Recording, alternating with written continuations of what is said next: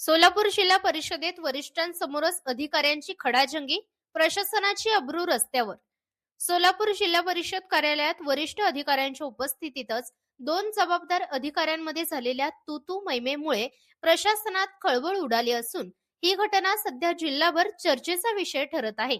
गेल्या काही दिवसांपासून जिल्हा परिषदेतील शिस्त ढासळल्याचे चित्र स्पष्टपणे दिसून येत आहे. कर्मचाऱ्यांवरील नियंत्रण सुटत असतानाच आता अधिकाऱ्यांमधील अंतर्गत वाद चव्हाट्यावर आले आहेत. चक्क वरिष्ठ अधिकाऱ्यासमोर दोन अधिकाऱ्यांमध्ये जोरदार शाब्दिक चकमक झाल्याची गंभीर बाब समोर आली आहे.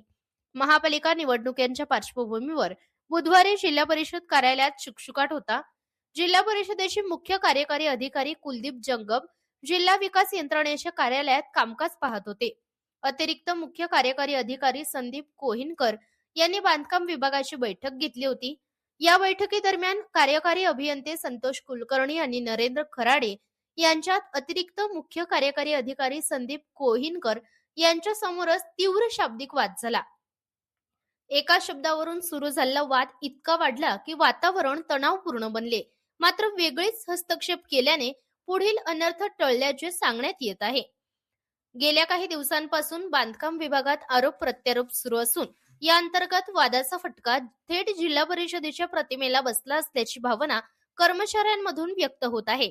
एकेकाळी अतिशय जवळचे मानले जाणारे हे दोन अधिकारी अचानक आमनेसामने का आले याबाबत विविध तर्कवितर्क लावले जात आहेत.